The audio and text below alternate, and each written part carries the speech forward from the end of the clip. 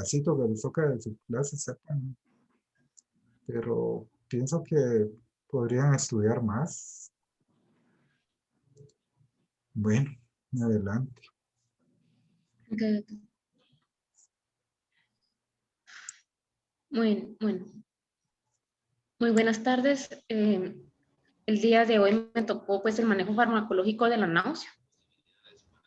La agenda para el día de hoy es pues el objetivo de la clase, la justificación, los factores de riesgo, la fisiopatología, la estimación del riesgo, prevención y tratamiento. Bueno, entonces como para aprovechar pues todo el contenido de la diapositiva, aquí tenemos, esta foto es como muy viralizada. Este es el niño Becker y su hermana Aubrey. Becker tenía en esta foto 4 años y Aubrey tenía 5 años. Y ella está sosteniendo a su hermano. Después de que él presentara náuseas por quimioterapia, fue diagnosticado a los 2 años con LLA. Y pues vamos a ver aquí más adelante. Bueno, entonces el objetivo de esto es la prevención de la náusea. No importando cuán emética sea la quimioterapia, y la razón de prevenir desde un principio es el hecho de que con esto vamos a lograr prevenir también lo que es la náusea anticipada y la náusea refractaria. Entonces, ¿cuál es la justificación de esta clase? La náusea y los vómitos impactan significativamente en la calidad de vida del paciente, lo cual puede conducir a un pobre resultado. ¿Por qué? Bueno, porque la náusea, pues no solo hace que el paciente pues se sienta incómodo, sino que va a afectar en su calidad de vida. Puede hacer que se interrumpan medicamentos importantes para el tratamiento del cáncer y además de esto, puede hacer que hayan rupturas de heridas de cirugías previas, si fue una cirugía de esófago, o podrían haber también rasgaduras en el esófago por los vómitos, puede haber desnutrición, depresión del paciente, vómito del medicamento. Entonces, esa es como la justificación de la importancia de esta clase.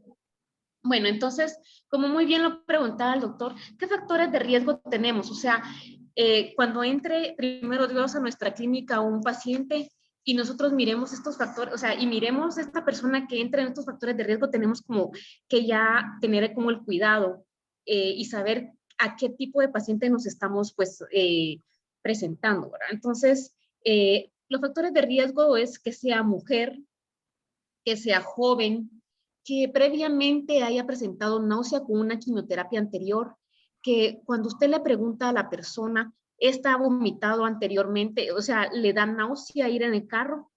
Que no tenga consumo de alcohol, o sea, mínimo.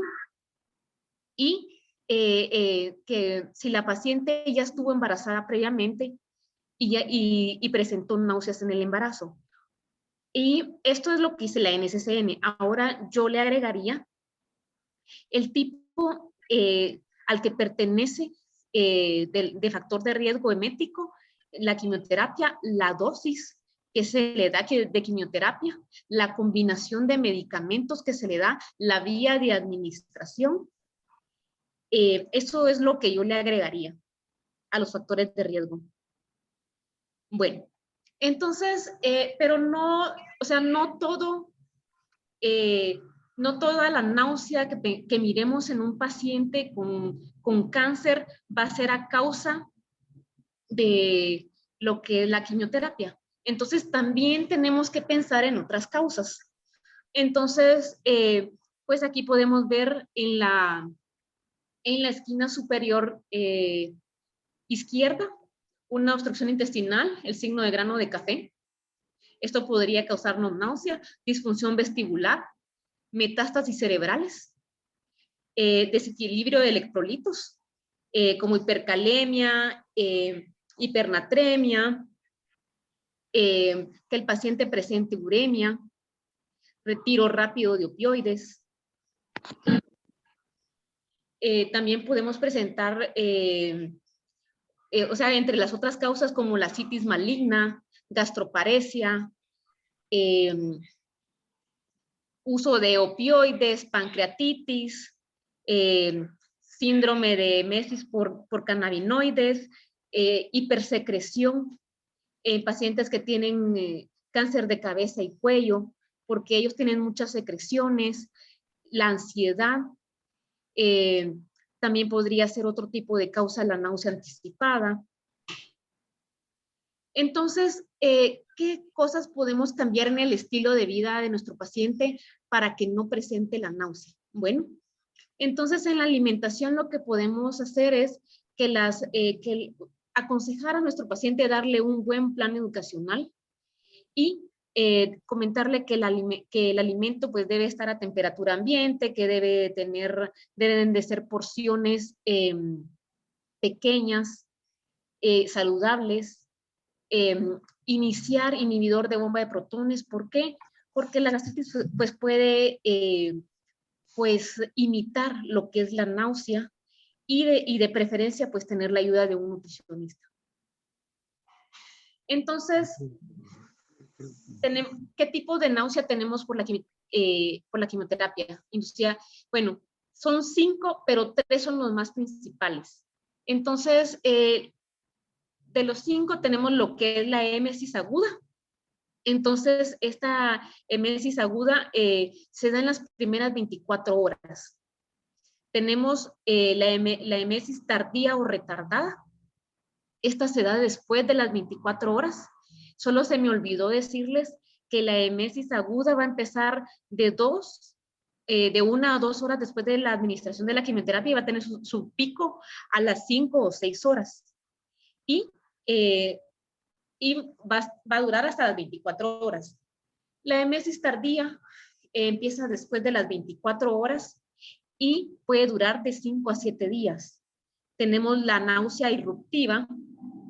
Esta náusea se da a pesar de un adecuado esquema antiemético. Tenemos la emesis anticipatoria o anticipada, que usted no le ha administrado nada a su paciente, pero el paciente tiene náusea.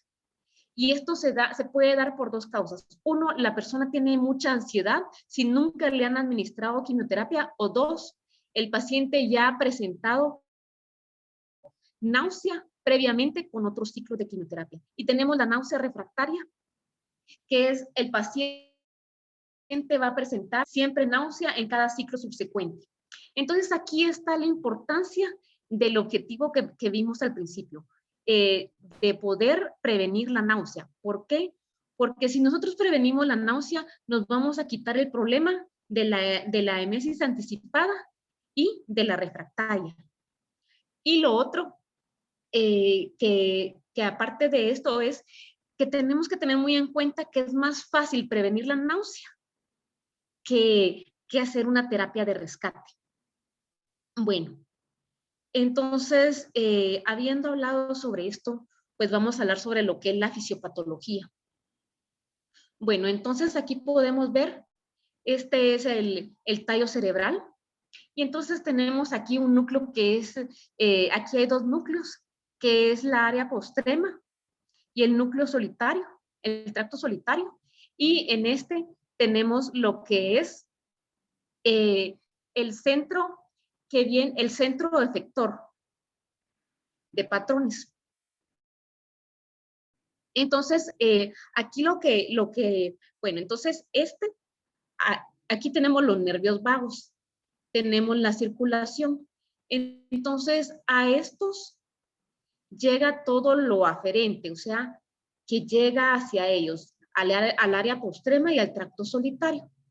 Y le envía la información a este centro que antes se le llamaba el centro de vómito, y este es efector. Bueno, y entonces aquí podemos ver que lo que pasa es que este centro antes era el centro gatillo, que aquí están todos los receptores, viene y está por fuera de lo que es la barrera hematoencefálica. Entonces puede llegar a él lo que son las toxinas. Muy bien.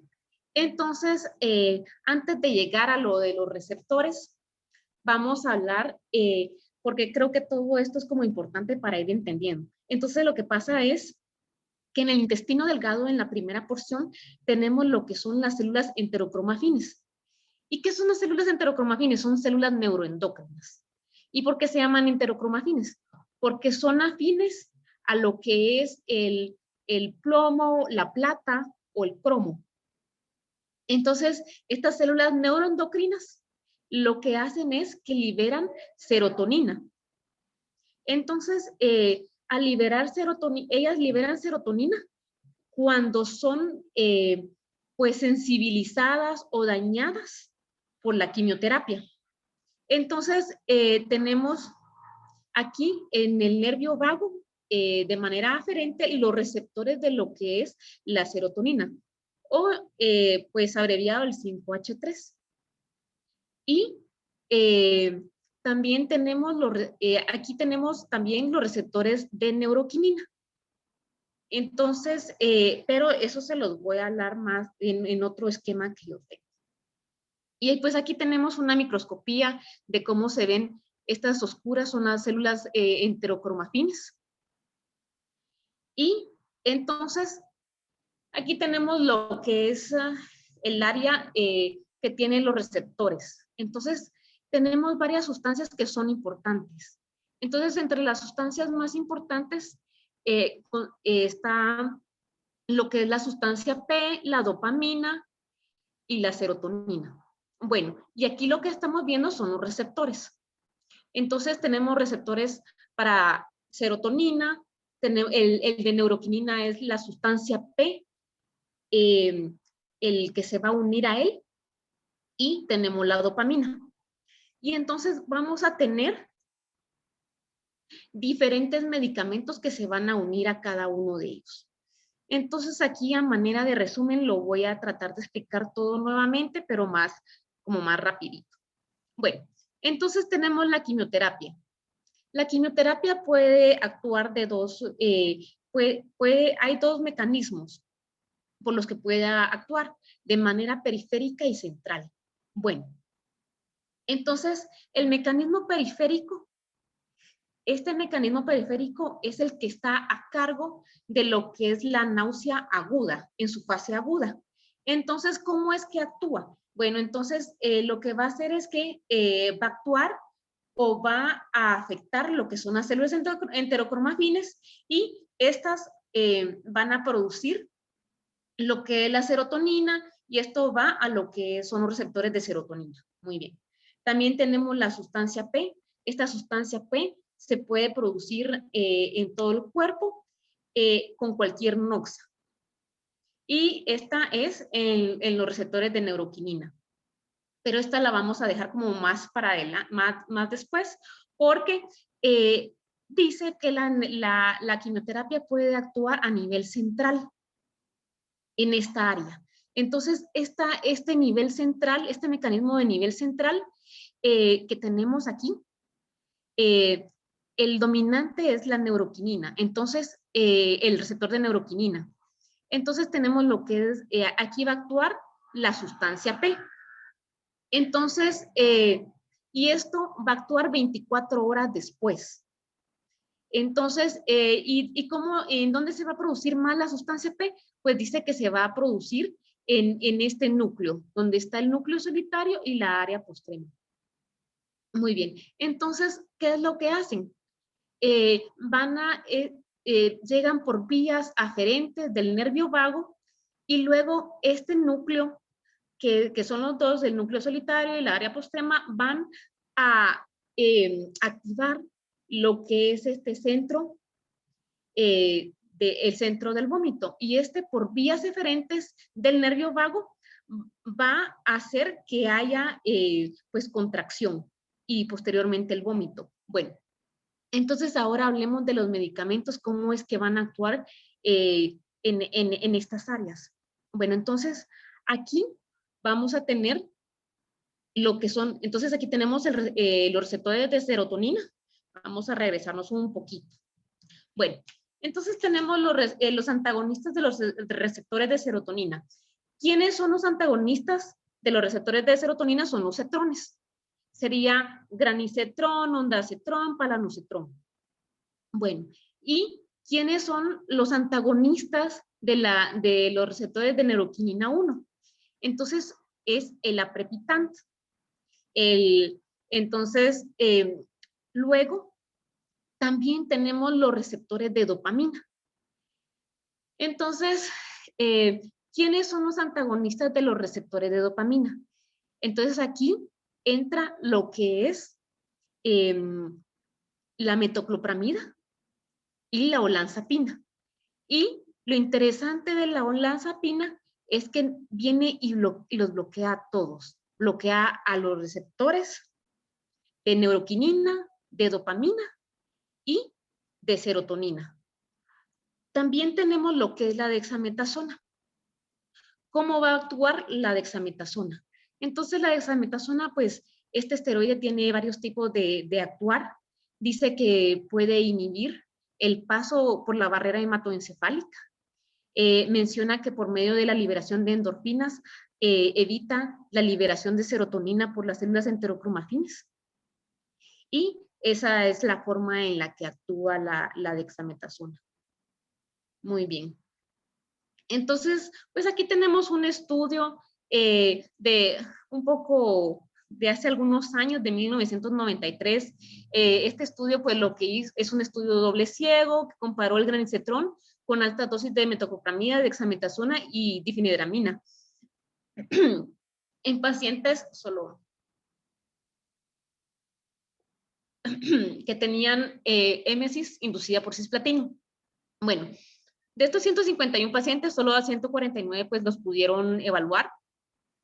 Y lo que pues como que me llamó la atención, al final pues en resumen el estudio lo que demostró es que el granicetrón y la terapia estándar, que era esta, que tenía 3 drogas, pues al final no había diferencia entre una y otra, pero nos damos cuenta nuevamente que el granicetrón, pues si se dan cuenta, actúa muy bien en las primeras 24 horas. ¿Por qué? Porque él trabaja, los cetrones trabajan en la fase aguda de la náusea, pero la terapia estándar le gana después de las 72 horas, porque el granicetrón, los cetrones, no son para la émesis tardía o retardada. Entonces, en resumen, podemos decir que los cetrones son para la émesis aguda y el aprepitante o los antagonistas del receptor de neuroquinina 1 son para la fase tardía o retardada de la náusea. Bueno, entonces ahora vamos a ver el potencial emético. Tenemos diferentes tipos de riesgo de cada medicamento. Este me llamó como mucho la atención porque dice que este es el esquema C. Entonces, cada uno de los medicamentos estaría por separado, pero al unirse entran en alto riesgo. Entonces, el cisplatino, carboplatino, la doxorubicina entran en un alto riesgo. Alto riesgo es cuando el potencial emético de un medicamento es más del 90%. Más del 90% de las personas van a presentar náusea. Un riesgo moderado es del 30 al 90%. Entre los medicamentos que más utilizamos, pues tenemos aquí el trastuzumab, pues aquí con deruxtecan, el irinotecan, el metrotexate, oxaliplatino, la temozolomida. Tenemos también lo que es el bajo riesgo de un 10 a un 30%. Entonces aquí tenemos lo que es entre los más utilizados por nosotros, el docetaxel, el 5-FU.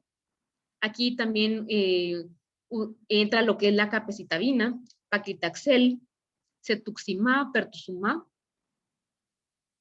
Y el mínimo riesgo, menor a un 10%, entonces aquí entra lo que es el bevacizumab, dexrazoxane, nivolumab, pembrolizumab y vincristina.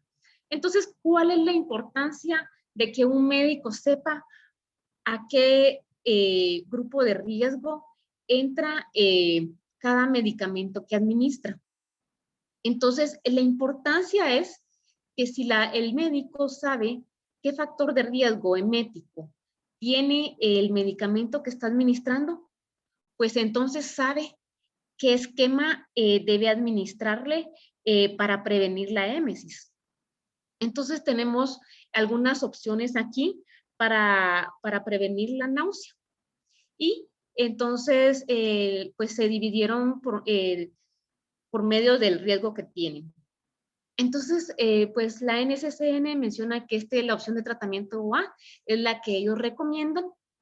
Y la verdad es que se parece como bastante a la nuestra, solo que nosotros pues no utilizamos olanzapina. Entonces, en el día 1, pues ellos lo que utilizan es olanzapina de 5 a 10 miligramos, un antagonista del receptor de neuroquinina, aprepitant, utilizan 125 miligramos en el día 1. Me llamó bastante la atención que A y B, 130 miligramos. También tenemos antagonistas del receptor de serotonina, como el granicetrón, que es lo que utilizamos.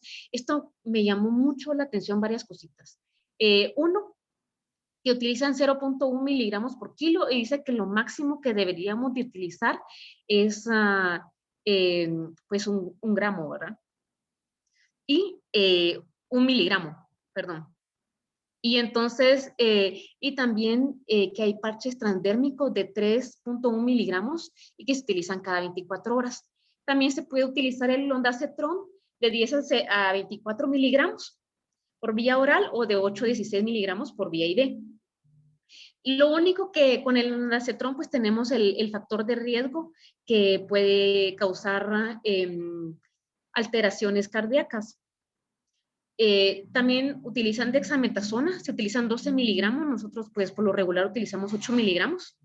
Y pues aquí están los días 2, 3 y 4, porque en los casos como en el cistatino se dice que es un medicamento bifásico, que que puede tener náusea en fase aguda y náusea en fase retardada. Entonces, pues se utiliza, aunque no administremos en más días, o sea, ya sea que administremos en varios días la quimioterapia, o en el caso del cistatino, que podríamos administrarla solo un día, debemos de seguir administrando en los días 2, 3 y 4. Entonces, aquí, pues ellos administran olanzapina, siguen administrando el aprepitant, 80 miligramos en los demás días, y siguen administrando dexametasona. Bueno, tenemos también lo que es la opción B. En esta, si se dan cuenta, a diferencia de esta que tiene 4 medicamentos, pues aquí ya solo tenemos 3, que es la olanzapina, el antagonista del receptor de serotonina y dexametasona. No tenemos lo que es el antagonista del receptor de neuroquinina, y en los demás días pues solo administran olanzapina. Y tenemos la opción C, que en pues lo que hacen, lo que dejan de administrar es la olanzapina. Entonces, podríamos decir que este es el tipo de prevención que nosotros utilizamos. Y pues también siguen administrándola en los días 2, 3 y 4. Muy bien. Entonces, ahora tenemos lo que es la prevención de la émesis aguda y retardada de riesgo moderado. Tenemos lo que es la opción D. Entonces, un antagonista del receptor de serotonina, tenemos granicetrón, y solo utilizan 2 medicamentos. Un antagonista del receptor de serotonina y el esteroide, que es dexametasona. Y luego siguen administrando estos 2, porque es un riesgo moderado. Y tenemos también lo que es la prevención para el riesgo bajo, donde solo utilizan pues un medicamento. Entonces, usted utiliza dexametasona, puede utilizar antagonista del receptor de dopamina o granicetrón. Bueno, entonces, pues mencionábamos lo que era la náusea irruptiva. Entonces, a pesar de que usted estudió bien a su paciente, usted sabía qué factor de riesgo tenía, sabía que pues el paciente pues se utilizó una quimioterapia altamente emética, pero a pesar de todo, de que usted lo hizo todo bien, el paciente presenta una náusea irruptiva. O sea, presenta náusea, entonces el nombre de esta náusea es irruptiva. Entonces, ¿qué es lo que va a hacer? Entonces, lo que usted tiene que hacer es agregarle un medicamento. Bueno, primero que nada, usted va a ver que su paciente no tenga otras causas de náusea, que no tenga metástasis cerebrales, que no tenga un desequilibrio electrolítico, y ya que usted, pues, descartó otras causas y descartó también que el paciente, pues, no tenga una buena adherencia, porque eso es una de las cosas también importantes, de verdad, que el médico a veces no se pone a pensar si realmente el paciente está tomándose los medicamentos como es, porque ya sea que no lo consiguió, era muy caro o simplemente no se lo quiso tomar. Y ya descartando todo esto y asegurándonos que no es nada más que simplemente el esquema que usted escogió, pues no le hizo efecto al paciente, usted le agrega uno de un grupo que usted pues no le haya administrado antes. Entonces, digamos que hubiésemos escogido la opción A, que es la de elección para la NCCN, entonces podríamos agregarle lo que es una benzodiazepina, podríamos agregar un cannabinoide, eh, aloperidol, que también es un antagonista del receptor de la dopamina, fenotiacinas o granicetrona y dexametasona en caso que usted pues no lo haya utilizado anteriormente. Otra de las cosas que usted podría hacer si el paciente pues presenta náusea irruptiva es que usted podría ajustar la dosis que le está administrando, ya sea aumentarla o cambiar el medicamento por uno diferente del mismo grupo. Entonces, esto es una terapia de rescate, porque el paciente pues ya está, o sea, está vomitando a pesar de, bueno, y también tenemos la náusea refractaria. Entonces, esta náusea es, a pesar de que usted tiene un buen esquema de profilaxia, el paciente en cada ciclo subsecuente le sigue presentando náusea. Entonces, ya está autorizado por la FDA el uso de cannabinoides, como es el Nabilon y el Dronabinol. Entonces, ¿qué dosis vamos a utilizar con los cannabinoides? Bueno, entonces, en el caso de Dronabinol, lo que vamos a utilizar pues menciona que es diferente. Si usted utiliza el Dronabinol, si lo utiliza en cápsulas o en solución oral, porque dice que la solución oral se puede, dice que tiene mejor, pues como le dijera yo, el cuerpo lo absorbe mejor. Entonces, pero si es en cápsulas, entonces son 5 miligramos por metro cuadrado. Muy bien. Otra de las cosas importantes y que a veces uno pues como que no lo toma en cuenta o ahí sí que lo que la mente no sabe, los ojos no lo ven. Entonces, que también hay náusea inducida por radioterapia. Entonces, ¿y por qué? O sea, o sea, ¿y en qué casos vamos a tener náusea inducida por radioterapia? La vamos a tener en el caso de que la radioterapia sea a abdomen superior o sea dirigida a todo el cuerpo. ¿Por qué? Pues nuevamente por la noxa a las células enterocromoafines en el intestino delgado. ¿Y qué pues le vamos a dar a nuestro paciente? Entonces, lo que vamos a hacer con nuestro paciente es administrarle granicetrón 2 miligramos al día o le podemos administrar dexametasona 4 miligramos al día. Eso es todos los días que nuestro paciente puede recibir la radioterapia. ¿Qué tratamientos tenemos para la náusea anticipada? Entonces, si recordamos bien, la náusea anticipada es esta náusea que usted no le ha administrado el medicamento al paciente y el paciente ya tiene náusea. Es más, menciona la NCSN y el New England Journal que el paciente solo con ver a una enfermera o subirse a un elevador ya puede empezar con náusea o puede presentar náusea hasta años después. Entonces, ¿qué tratamiento tenemos? Tenemos tratamiento como lo que es la hipnosis, yoga, acupuntura, utilización de benzodiazepinas, pues menciona que se puede utilizar lorazepam, un día antes de la administración de la quimioterapia y una hora antes de la administración de la quimioterapia. Entonces, pues unas perlas aquí es que la olanzapina, pues hay que tener un poquito de cuidado en los pacientes que son mayores. ¿Por qué? Pues porque puede presentar, los puede sedar mucho. Entonces, pues la dosis que normalmente se utiliza son 10 miligramos, pero con ellos es mejor utilizar 5 miligramos. Dice que el efecto puede durar o verse hasta los 2 días después. Pues con lo que es el aprepitant, lo que nos puede causar también es estreñimiento. Tenemos que estar como bien atentos que el paciente pues no nos mencione que presenta estreñimiento. Puede quejarse de cefalea también. Y con la dexametasona, pues tenemos que tener pues un poco de cuidado con siempre recordar los pacientes que son diabéticos, tener mucho cuidado con ellos. Tenemos que personalizar a cada paciente y recordar que el uso de dexametasona va a hacer que los demás medicamentos como el aprepitant y el granicetrón estén en dosis más altas o haya una mayor concentración en sangre.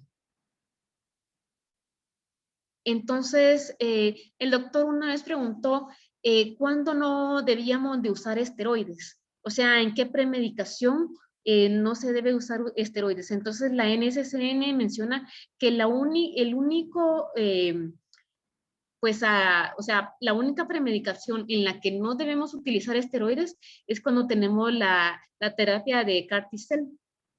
Entonces menciona que no se debe de administrar esteroides o se deben de omitir 3 días antes de la administración de terapia celular y la podemos iniciar hasta un mes después. Entonces, ¿qué terapias complementarias pues tenemos? Entonces, aquí mencionaban que se puede utilizar el jengibre si la persona está en su casa y pues no tiene medicamentos, pues dice que hay suplementos de jengibre de 1 gramo a 1.5 gramos y estos debe de, pues, de consumirlos una vez al día.